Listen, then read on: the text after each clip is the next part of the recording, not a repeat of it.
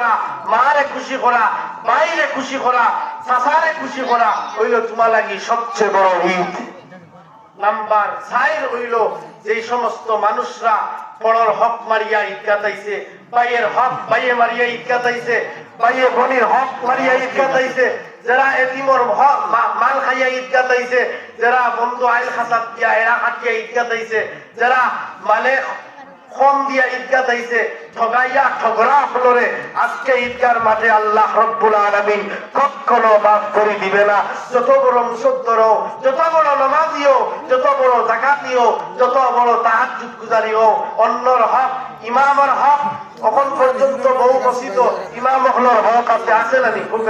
তারাবির নামাজ পড়ো অথবা না পড়ো, তুমি এই মহল্লার পঞ্চায়েতের মানুষ, তুমি লন্ডন পড়ো, আমেরিকান পড়ো, কোনো সমস্যা নাই। হক হইল রমজান মাসও ইমাম সাহেবরে বেনামস্তিটা কোনো হিসাব ছাড়া। আল্লাহ যদি রমজানও হিসাব ছাড়া দে, তুমি আমি ইমাম সাহেবরে হিসাব ছাড়া দিলে কিতা দিন হোকা চাই হোকা চাই। মুহতারাম হাজিরিন, সময় শেষ হয়ে যায়। এই রমজান মাসও কত আইটেমের ইফতার করেন জানি, আলুর চপ, মূলার চপ, বেগুনের চপ, কত ধরনের আইটেম। এটা আর আজকে থেকে খাওয়া করি হইল না।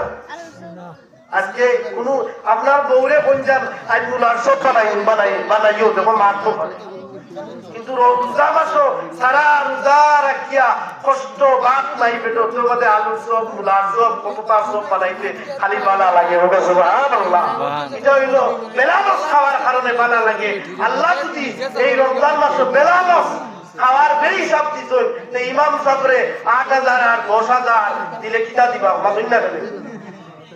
একজন মানুষে আমার সামনে কইছিল যে ইমাম হলর পেটো উদ এরা খাইতা আগেই খাইতা, আর টান ফুয়া তাকে বিদেশ মাছও ভাজায় 50